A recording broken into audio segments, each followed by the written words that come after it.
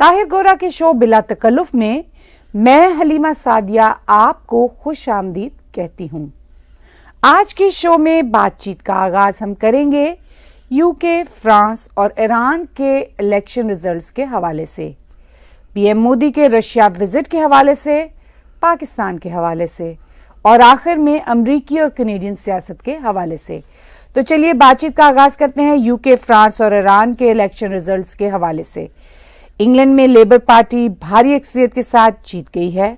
सबसे पहले ये बताइए कि आप इस तमाम सूरत हाल और इस जीत को कैसे देखते हैं? देखिए, लेबर पार्टी का यूके में जीतना बहुत एक्सपेक्टेड था और प्रोजेक्शंस थे उनके जीत के, और लैंडस्लाइड विक्ट्री की सूरत में वो जीते हैं। 411 के करीब उन्होंने सीटें ली हैं, मेजॉरिटी गवर्नमेंट उनकी बनी है।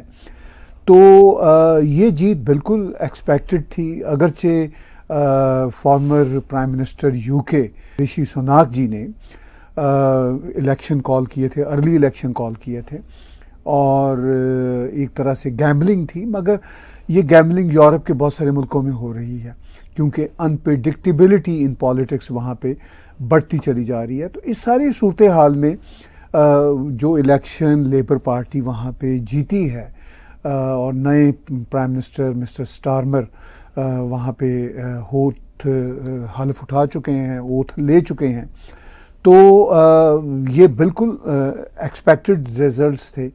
अब इस पे ये कहना जी कि वहाँ पे लेफ़्ट लीन की कुव्वतें जीत गई हैं, तो ये कोई ऐसा नहीं है कि कोई पांसा पलटा है।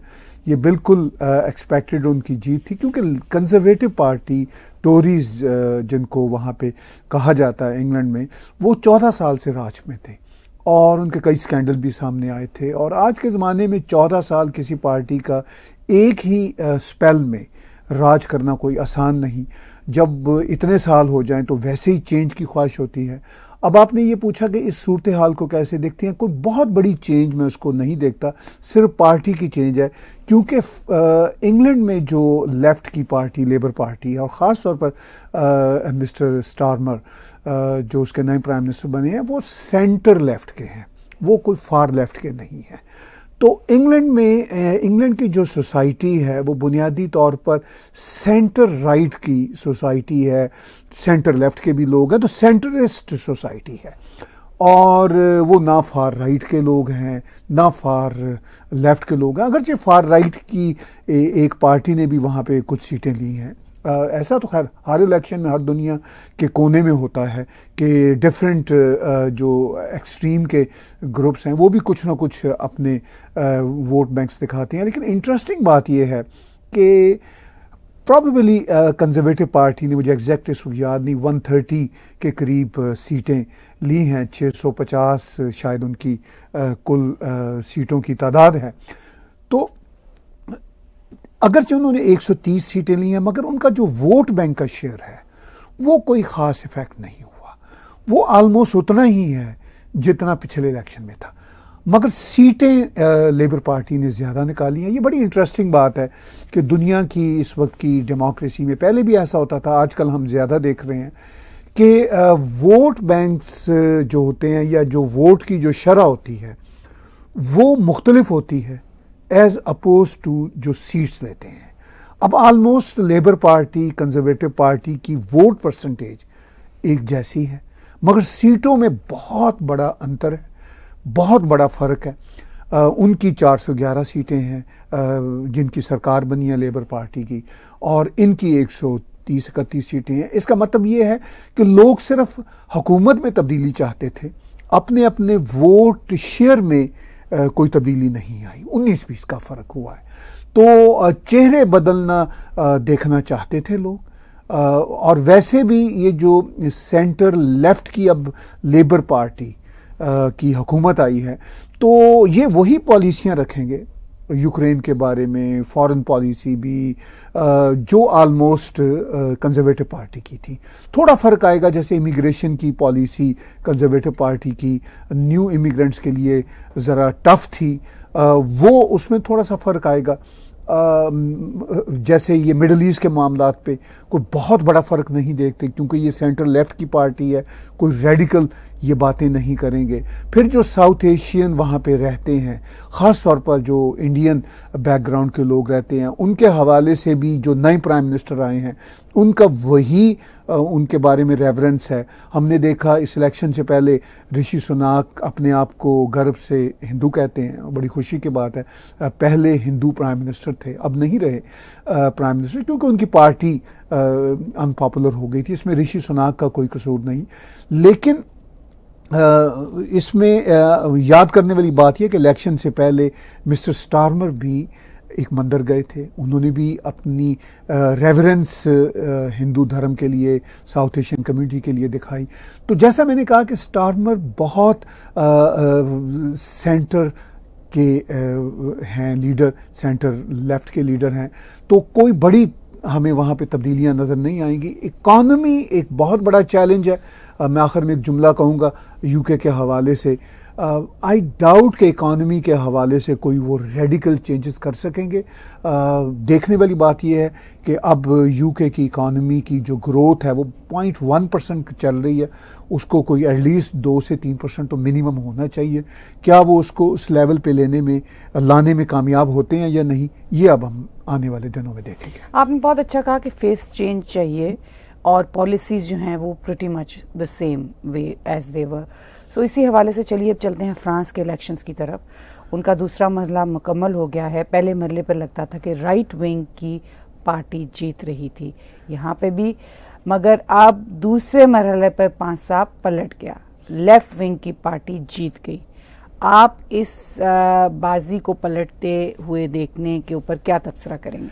देखिए, वाकई ही ये सिर्फ मेरा ज़ाती मामला नहीं, दुनिया भर के जो सियासी एनालिस्ट हैं वो भी इस पे काफ़ी हद तक शॉक्ड हैं, क्योंकि वीक बिफोर संडे को जब पहला राउंड हुआ था तो उसमें वाज़े तौर पर राइट विंग की जो पार्टी है, जिसको NR नेशनल रैली के नाम से जाना जाता है, वो लीड कर रही थी।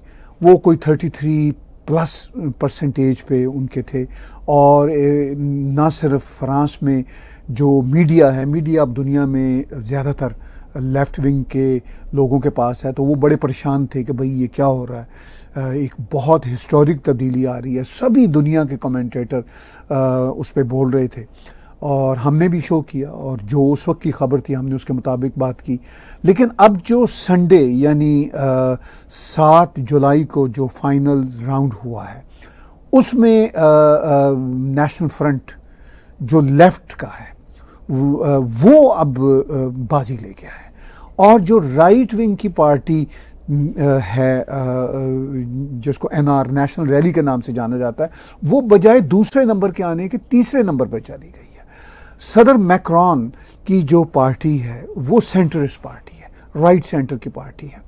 वो पिछले इलेक्शन में तीसरे नंबर पर आई थी, वो अब दूसरे नंबर पे आ गई है। अब कुछ इस तरह का नक्शा बन रहा है।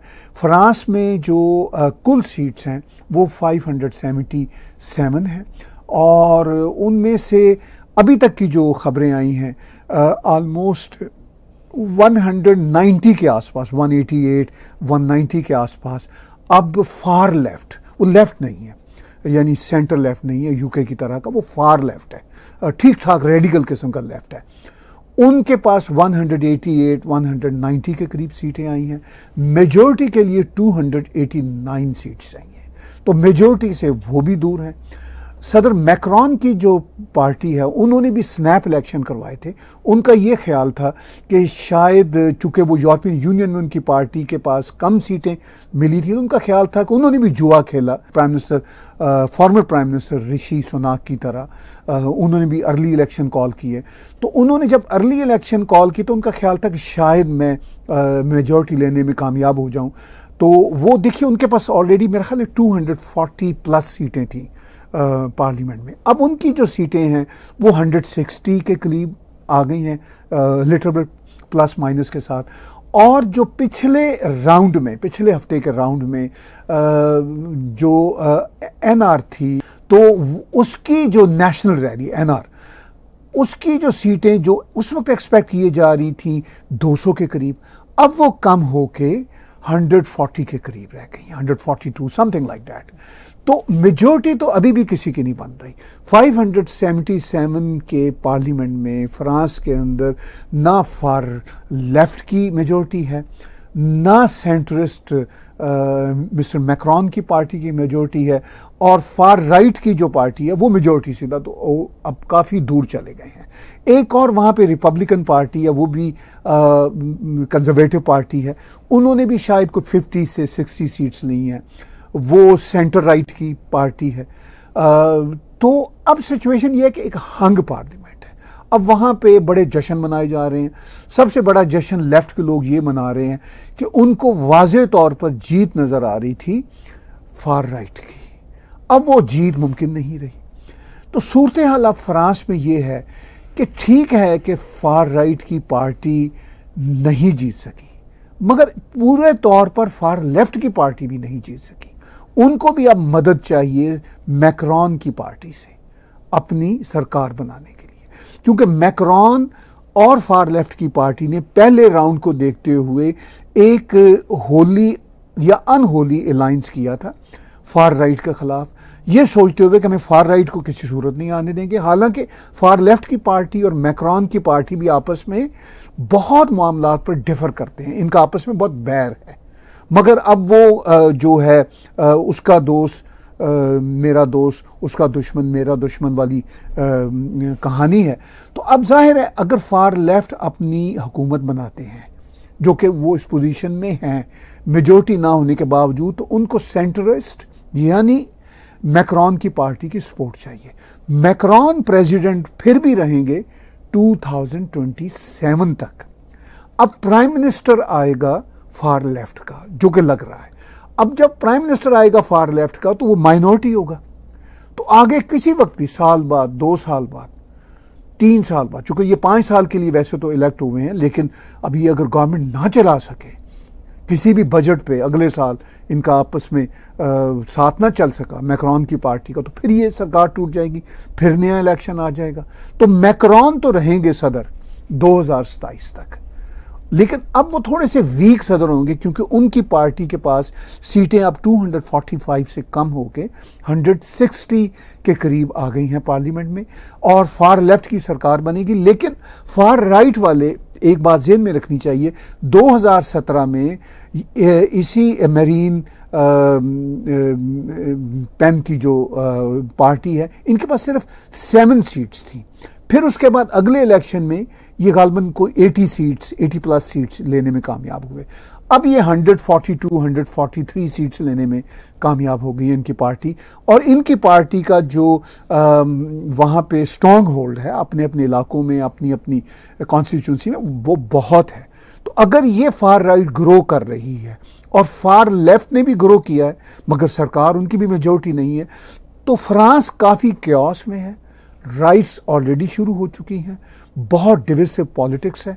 फ्रांस पहले ही बहुत नो गो एरिया वहाँ पे है, तो एक काफ़ी एक्शन और रिएक्शन की पॉलिटिक्स हम आइंदा आने वाले दिनों में देखेंगे।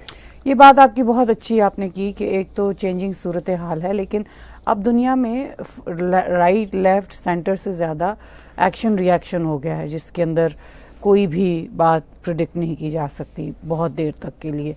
चलिए अब चलते हैं ईरान की तरफ। ईरान में मसूद पेज़ेशकियान नए सदर बन गए हैं, उनको रिफॉर्मिस्ट समझा जाता है, यानी इस वक्त ईरान की जो सूरत हाल है उसमें, यानी वो ईरानी मलायत के बहुत करीब नहीं समझे जाते।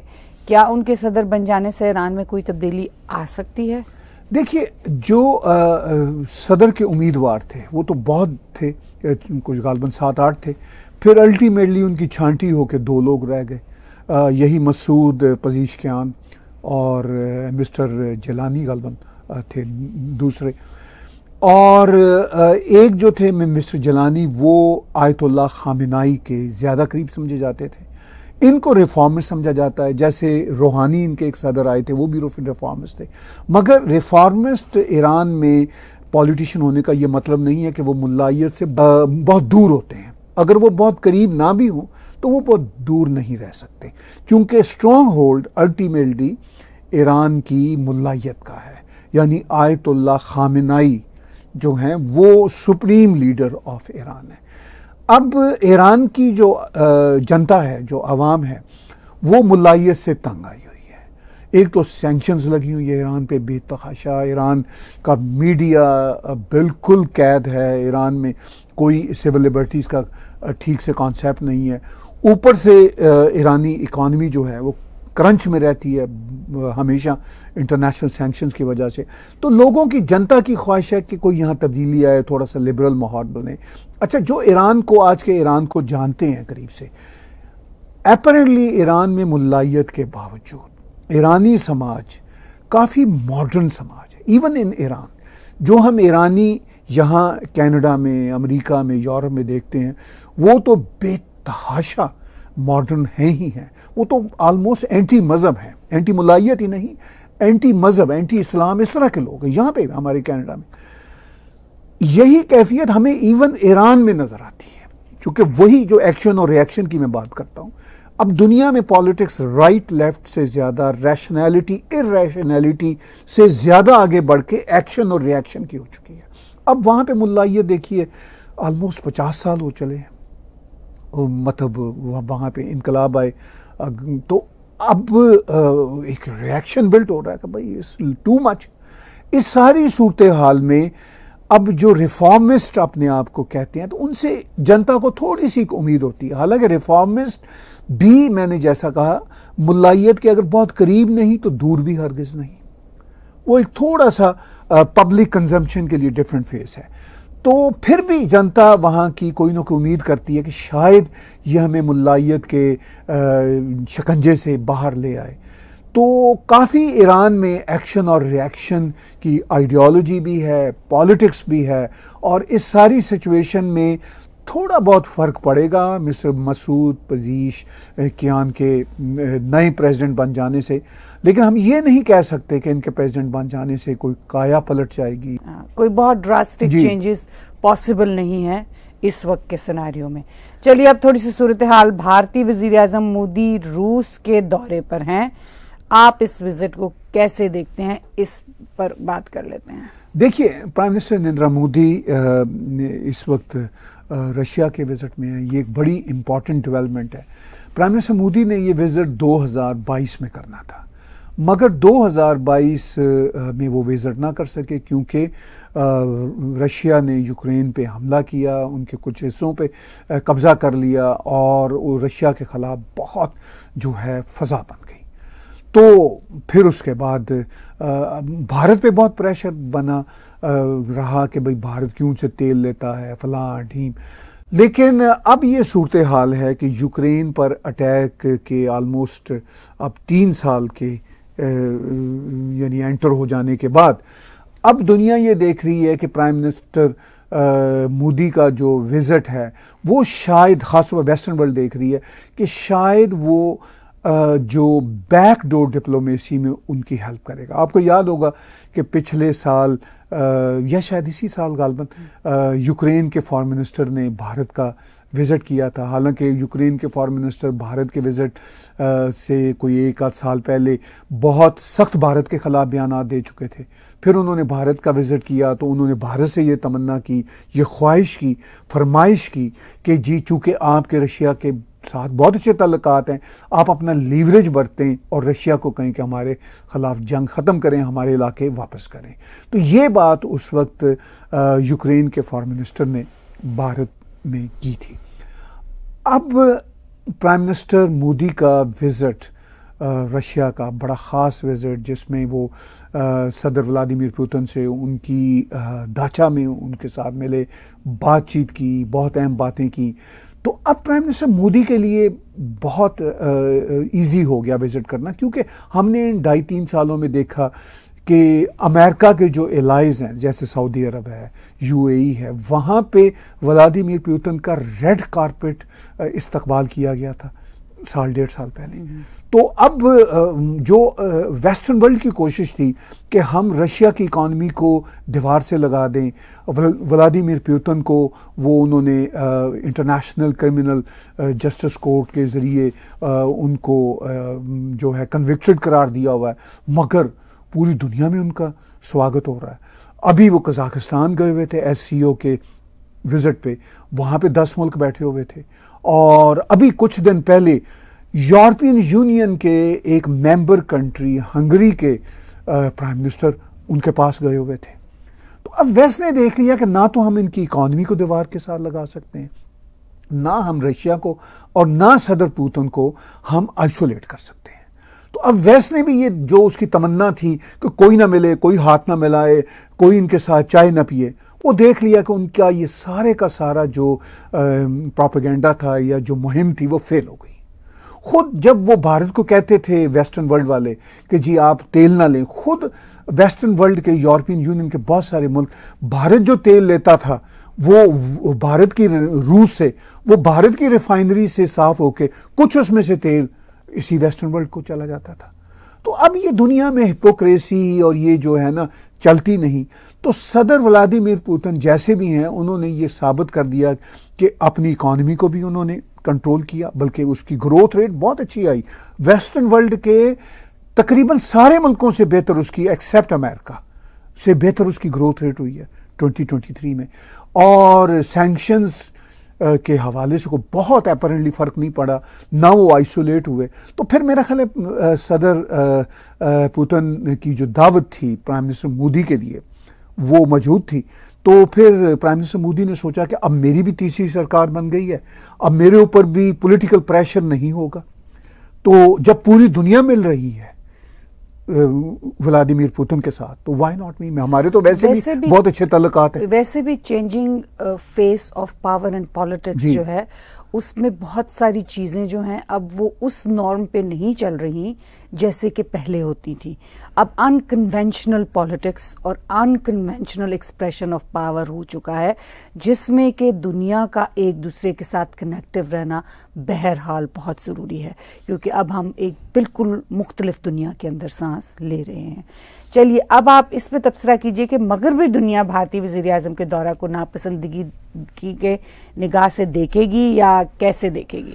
देखिए, उनका मीडिया शायद अभी भी कह दे कि देखिए जी कि एक तरफ तो इंडिया हमारे साथ क्वाड में है, हमारे साथ हमारा स्ट्रेटेजिक पार्टनर है, दूसरी तरफ हमारे दुश्मन रूस से मिल रहा है। इस तरह की बातें मीडिया में, वेस्टर्न मीडिया में आपको देखने सुनने को मिलेगी। लेकिन मुझे नहीं लगता कि वेस्ट की हुकूमतें अब इस पे कोई तबसरा करेंगी, क्योंकि अमेरिका खुद इस वक्त अपने इलेक्शन की तैयारियों पे है और शदीद बहरान चल रहा है। प्राइम मिनिस्टर मोदी का रूस जाना तो उनके लिए एक डिफरेंट बात है। खुद उनके सबसे इम्पॉर्टेंट कैंडिडेट सदर ट्रंप जो साबिक सदर हैं और अगला इलेक्शन भी लड़ रहे हैं और प्रोजेक्शन है कि शायद वो जीत भी जाएं, वो कह रहे हैं कि भाई मैं तो सदर रूस से मिलूंगा और पुतिन से कुछ बातें भी करूंगा और उसको कुछ मामलात में यूक्रेन से पीछे हटने को कहूँगा और इस मामले को हल करूँगा। अच्छा, इसी तरह अब ये जो लेफ्ट की पार्टी फ्रांस में जिन्होंने सबसे ज़्यादा सीटें ली हैं, अगरचे इनकी भी मेजॉरिटी सरकार नहीं बनेगी, ये फार लेफ्ट के भी लीडर और फार राइट के भी वहाँ की लीडर जो थी मैरीन ले पेन, वो भी कह रही थी कि भाई हम ये यूक्रेन के मामले में खामखा फंसे हुए हैं। दोनों ये कहते हैं। अच्छा, अब यूरोप में भी ये एक काफ़ी देश कह रहे हैं कि भाई ये इस मसले को हल होना चाहिए। तो इस सारी सूरत हाल में अब वेस्ट कैसे नापसंदीदगी की निगाहों से प्राइम मिनिस्टर मोदी के विजिट को देखेगा। खुद वेस्ट अपने मसाइल में शदीद तरीके से उलझा हुआ है। यूक्रेन की जो अब तक की सूरत हाल है उसने ऑलमोस्ट लोगों को फ्रस्ट्रेट कर दिया है, वेस्टर्न जनता को भी, वेस्टर्न पॉलिटिकल पार्टीज़ को भी, कि भाई ये कब तक चलेगी। मेरे ख्याल है वही बात है कि आइसोलेशन की पॉलिटिक्स नहीं हो सकती अब, और उसके साथ साथ डिक्टेटरशिप की पॉलिटिक्स भी नहीं हो सकती कि आप डिक्टेट करना शुरू कर दें, लोगों को आप डिक्टेट नहीं कर सकते। और उसके साथ साथ ये भी है कि मेरा ख्याल है कि वही एक बात है कि सबको सस्टेन करना है। कैसे सस्टेन करना है?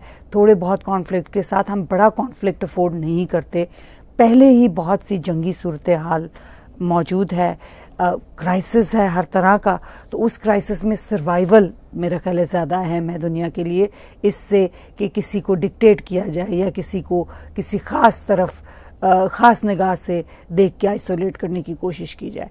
चलिए अब हम पाकिस्तान की तरफ बढ़ते हैं। पाकिस्तान में ना ख़ास सियासी हलचल है ना इकनॉमिक बेहतरी। क्या पाकिस्तान अपने स्टेटस को की हालत को बरकरार रखेगा? हाँ जी, पाकिस्तान में स्टेटस को भी चलता रहे तो बड़ी बात है। पाकिस्तान में इस वक्त तो वाकई ही कोई ख़ास सियासी हलचल नहीं है। एक नई पॉलिटिकल पार्टी बनी है वहाँ पे, पाकिस्तान अवाम पार्टी समथिंग लाइक दैट, जो पाकिस्तान के farmer prime minister Shahid Khan Abbasi ने बनाई है। उनके साथ मिफ्ता इस्माइल जो पाकिस्तान के फिनांस मिनिस्टर रह चुके हैं। दोनों ये लोग पाकिस्तान मुस्लिम लीग नवाज़ ग्रुप के बड़े इंपॉर्टेंट लीडर थे। पाकिस्तान मुस्लिम लीग नवाज़ की सरकार में शाहिद खान अब्बासी प्राइम मिनिस्टर भी थे।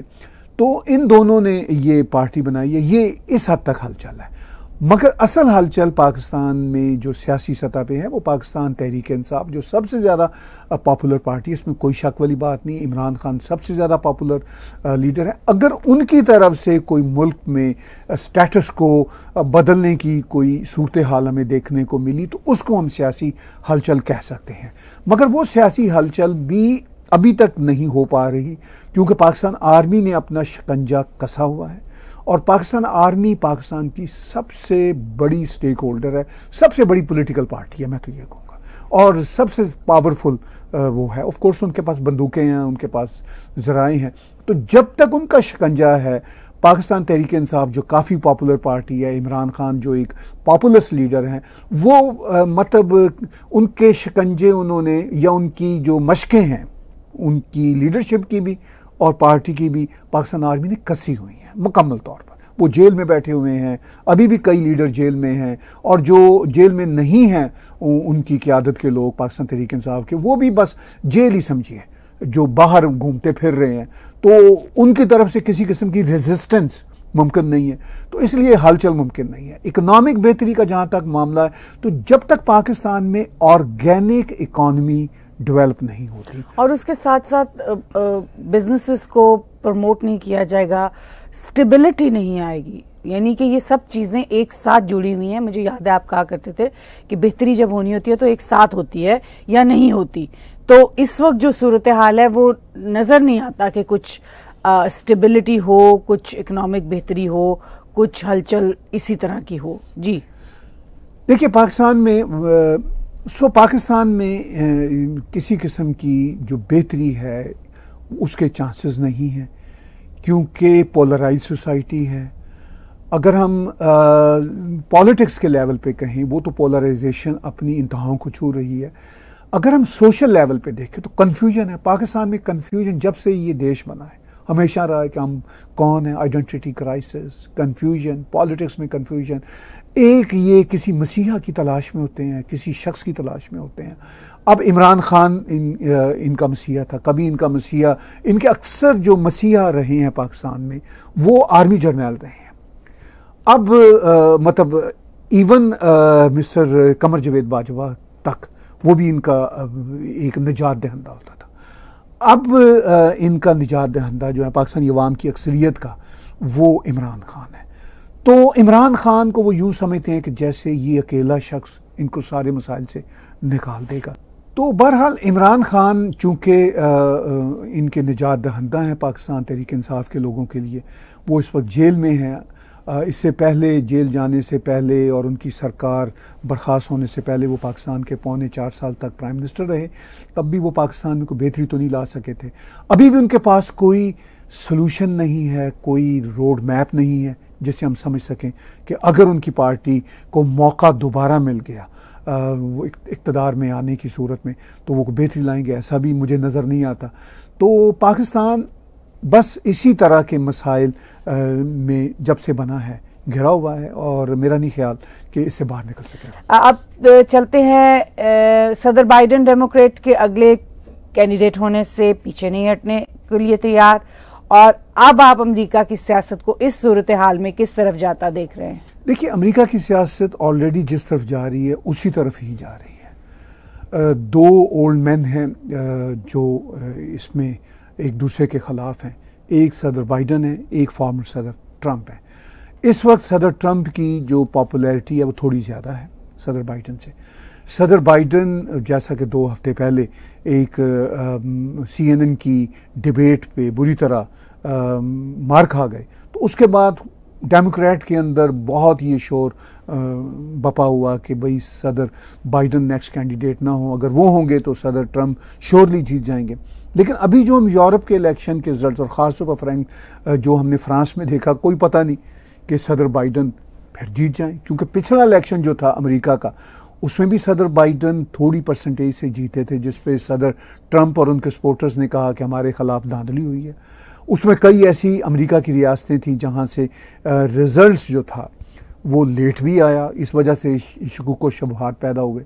और अमेरिका के ये मुंह पे तमाचा था कि अगर ये अमेरिका मान ले कि जी हमारे यहाँ को थोड़ी बहुत हैंकी पैंकी हुई है, क्योंकि अमेरिका तो पूरी दुनिया के लिए डेमोक्रेसी का पुलिसमैन है और अमेरिका पूरी दुनिया को लेक्चर देता है, तो अमेरिका के लिए ये बहुत मुश्किल था, पूरे अमेरिकी निज़ाम के लिए, कि सदर ट्रम्प के उन एलिगेशंस को ज़रा सा भी माना जाए। लेकिन मैं देख रहा हूँ कि आइंदा इलेक्शन में अगर सदर बाइडन और सदर ट्रम्प में इसी तरह मुकाबला हुआ तो फिर इसी तरह कांटेदार मुकाबला होगा। अगरचे इस वक्त सदर ट्रम्प का पलड़ा थोड़ा भारी नज़र आ रहा है, लेकिन अमेरिका के जो स्टेक होल्डर्स हैं, बड़ी बड़ी कॉरपोरेशंस हैं, मिलिट्री कॉम्प्लेक्स है जो, वो आई डोंट थिंक सो कि वो चाहता है कि सदर ट्रम्प जीतें। और ऐसा भी नहीं है कि सदर ट्रम्प को कोई 20 पॉइंट्स की लीड हासिल हो जो बाइडन पे, मतलब थोड़ा बहुत फ़र्क ज़रूर है। और अभी हमने एक हफ्ते में देखा फ्रांस में किस तरह फार राइट को पीछे फेंक के फार लेफ्ट ने अपने आप को आगे किया। कोई उन्होंने धांधली नहीं की, मगर अब ये मैनूवरिंग इस तरह की होती है पॉलिटिक्स में, उस मैनूवरिंग के नतीजा में कुछ से कुछ हो जाता है। तो ये कहना कि जी अगले इलेक्शन में अगर जो बाइडन नहीं होंगे उनकी जगह कोई बेहतर कैंडिडेट होगा, डेमोक्रेट्स जीत जाएंगे, कि सदर बाइडन भी रहेंगे, अगरचे वो खुद कहते हैं कि मेरे से ठीक से बोला नहीं जाता, मेरे से ठीक से चला नहीं जाता, मगर मैं सच बोलता हूँ, तो वो अगर इसी हालत में सच बोलने का क्लेम करते हुए कैंडिडेट रहते हैं, तो यू नेवर नो कि वो डीप स्टेट की मदद से, आर्टिफिशियल इंटेलिजेंस की मदद से, और उनका वोट बेस भी है, ऐसी बात नहीं है, बहुत पॉलराइज्ड पॉलिटिक्स है अमेरिका में भी, और फिर उसके बाद मैनूवरिंग से वो एक बार फिर री इलेक्ट हो जाएं। तो इट्स अ टफ कॉल। ये जो अगला इलेक्शन है नवंबर में अमेरिका का, इसके रिजल्ट्स आएंगे ही तो हम कुछ कहेंगे, क्या रिजल्ट आते हैं, इट्स अ टफ कॉल।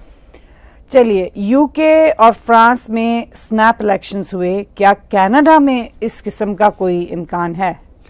जी, ये बड़ा इंपॉर्टेंट क्वेश्चन है, क्योंकि कनाडा में भी ख़ास तौर पर टोरंटो की एक राइडिंग से जो लिबरल की स्ट्रॉन्ग होल्ड राइडिंग थी, उससे अभी को 2-3 हफ्ते पहले बाई इलेक्शन में लिबरल के कैंडिडेट हारे।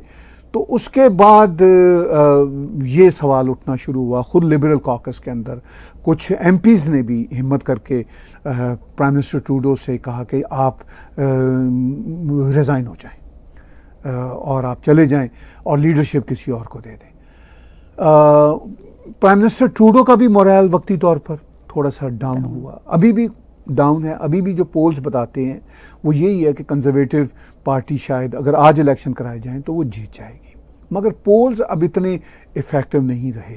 इंडिया में हमने देखा कि पोल्स का कैसे जनाजा निकला, फिर हमने ये फ्रांस में देखे पोल्स, अभी देखे 2 रोज़ में कि कैसे उनका भी जनाजा निकला वहाँ पे। तो स्नैप इलेक्शन का तजर्बा यूके में हुआ और फ्रांस में हुआ, और अभी हमने एक 3-4 दिन में ही देख लिया कि स्नैप इलेक्शन जिन्होंने कॉल किए थे उनका क्या हशर हुआ। मैक्रोन की पार्टी 245 से घट के 160 पे तकरीबन आ गई, और जो टोरी पार्टी है वो घट के बिल्कुल छोटी पार्टी बन गई, 130-31 सीटों पे वो आ गए।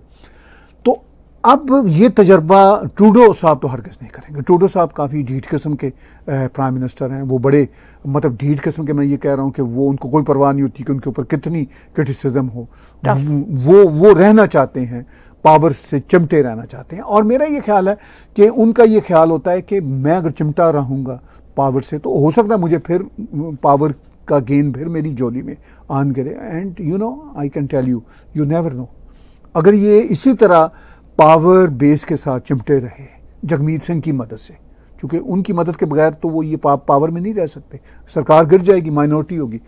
चिमटे रहे तो 2025 में जब ये सितंबर अक्टूबर 2025 में जब ये इलेक्शन होंगे, तब तक अगर ये चिमटे रहे तो ये हो सकता है कि कंजर्वेटिव पार्टी को कोई ना कोई मतलब नीचा दिखाने में कामयाब हो जाए। You never no. अच्छा, फिर ये ख़ास तौर पर जो फ्रांस में अभी हुआ है, यूके में जो हुआ है वो तो हम एक्सपेक्ट कर रहे थे, लेकिन यूके में जो हुआ है और फ्रांस में जो हुआ है, अगर जब यूके में एक्सपेक्ट कर रहे थे, फ्रांस में इतना एक्सपेक्ट नहीं कर रहे थे। अगर जब फ्रांस में राइट विंग की गवर्नमेंट तो मैं मेजोरिटी में बनता देख ही नहीं रहा था, कोई भी नहीं देख रहा था। इसकी सिचुएशन में ट्रूडो का मोरल अप हुआ है कि भाई अगर पासा किसी वक्त भी पलट सकता है, और अगर अमेरिका में जब इलेक्शन होंगे नवंबर में, अगर वहां पे जैसा कि ट्रंप के लिए लोग एंटीसिपेट कर रहे हैं, अगर ट्रंप नहीं जीतते तो ट्रूडो का कॉन्फिडेंस और बढ़ जाएगा। ट्रूडो कनाडा में अपने वोट बैंक को गैल्वानाइज करने में कामयाब हो जाएगा। ट्रूडो समझदार आदमी है, ऐसी बात नहीं, वो पॉलिटिशियन बड़ा पक्का हो गया, वेरी सीजन्ड पॉलिटिशियन। हाँ, तो उसको ये पता चल चुका है कि भाई ये पॉलिटिक्स अब ये इसी तरह का ड्रामेबाजी का नाम है, और खुद वो भी ड्रामाबाज है और वो बड़ा कामयाब है। तो अब मेरा नहीं ख्याल कि ट्रूडो साहब स्नैप इलेक्शन करवाएंगे, क्योंकि स्नैप इलेक्शन का हशर उन्होंने देख लिया। मैक्रोन का जो हशर हुआ और ऋषि सुनाक का जो हशर हुआ, ऋषि साहब का, इसमें ऋषि सुनाक का कोई जाती कसूर नहीं था, उनकी पार्टी 14 साल से चली आ रही थी, तो उनकी पार्टी का हशर हुआ। तो यही अब ट्रूडो देख रहे हैं कि भाई मैं अपनी पार्टी का हशर नशर क्यों इस तरह करवाऊं, तो वो चिमटे रहेंगे। Snap election I don't think so वो कॉल करेंगे। अब दोनों स्नैप इलेक्शन देखने के बाद तो वो और पक्के हो जाएंगे कि भाई ये काम नहीं करना, और चिमटे रहो, और आखिर में देखेंगे अगर हमने पांसा पलट दिया, एंड यू नेवर नो कि पांसा पलटा जाए, कुछ भी हो सकता है। बहुत अनप्रेसिडेंट और अनएक्सपेक्टेड पॉलिटिकल सिनेरियो है, जिसके अंदर बहुत सी चीज़ें जो हैं वो प्रिडिक्ट होने के बावजूद ज़रूरी नहीं वैसी हो जाएं। आज का बिला तकल्लुफ़ तबसरे करने का हमारे साथ बहुत बहुत शुक्रिया। हम मज़ीद तबसरे करते रहेंगे, आपके साथ आके हम अपनी राय को शेयर करते रहेंगे। आज का बिला तकल्लुफ़ शो मेरे और ताहिर गोरा के साथ देखने का बहुत बहुत शुक्रिया। आज का बिला तकल्लुफ़ शो ताहिर गोरा और मेरे साथ देखने का बहुत शुक्रिया। आप हमारे टैग टीवी के यूट्यूब चैनल को सब्सक्राइब कीजिए। हमारे इसी चैनल पर मौजूद डोनेट के बटन को दबाकर आप पैट्रियन, पेपॉल या क्रेडिट कार्ड के जरिए डोनेट कर सकते हैं।